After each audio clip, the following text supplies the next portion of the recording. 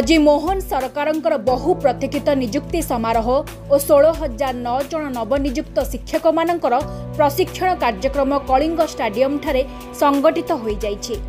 राज्यर विभिन्न जिल्लारू नवनियुक्त शिक्षक मानकर समावेश एक भाव विहल परिवेश सृष्टि करथिला। बीजेपी सरकार आज रही पदक्षेप सफलतार एक अनन्य माइलखुंट बोली कहा जाई पारे। भारतीय संस्कृति और परंपरा रे गुरु को एक स्वतंत्र स्थान दि जाए।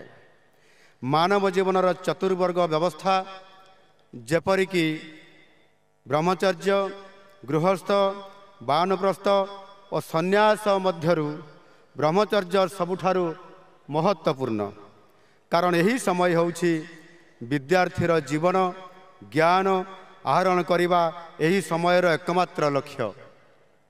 सनातन परंपरा अनुसार विद्यार्थी निज गृह त्याग करी गुरुकुल रे गुरुंक सेवा करी तांको मार्गदर्शन रे ज्ञान आहरण करुथिले। गुरुं को माता पिता तथा ईश्वरंकर स्थान देई सेवा मध्य करुथिले। तेणु गुरुं को कहा जाए गुरु ब्रह्मा गुरु विष्णु गुरुदेव महेश्वर गुरु साक्षात परम ब्रह्म तस्मै श्री गुरवे नमः। आजिर शिक्षा व्यवस्था रे हुए तो सही गुरुकुल व्यवस्था नहीं।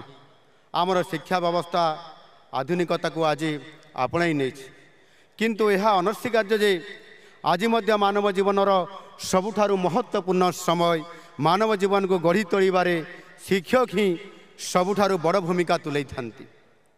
कंचा माटी को निज हाथ में स्पर्श देई कुंभार जमी सुंदर कृति निर्माण करिथाए, ठीक सेहीपरि गुरुंक स्थान मंडन करिथवा शिक्षक शिक्षयित्री माने एक सरल निष्पाप शिशु को दायित्व संपन्न तथा ज्ञानी गुणी भाव गढ़ी तोड़बार गुरु दायित्व होउछि आपण मानकर कांधरे।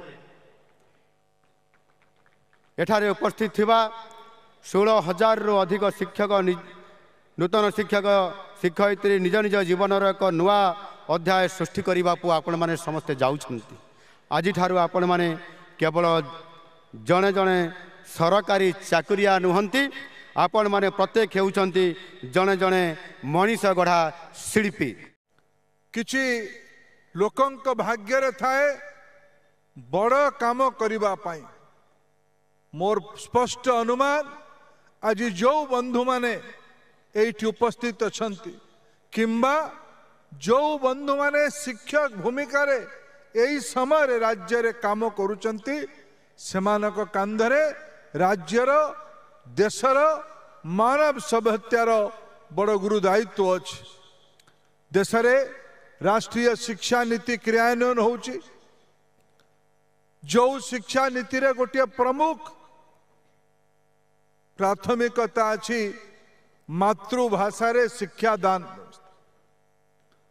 ओडिशा रे जेबे आमे ओडिया भाषा रे प्रारंभिक अवस्था रे प्राथमिक अवस्था रे पिला मानकू पढ़ेबा और लेखेबा तेबे से पिला निश्चित भावे दिग्विजय हबो ये दृढ़ विश्वास मोर अछि। आज भुवनेश्वर कलिंग स्टाडियम ठारे अपराह्न 4:30 नियुक्ति समारोह और नवनियुक्त कनिष्ठ शिक्षक शिक्षयित्री मार्गदर्शन कार्यक्रम रे केंद्र शिक्षा मंत्री श्री धर्मेंद्र प्रधान उपस्थित थिले।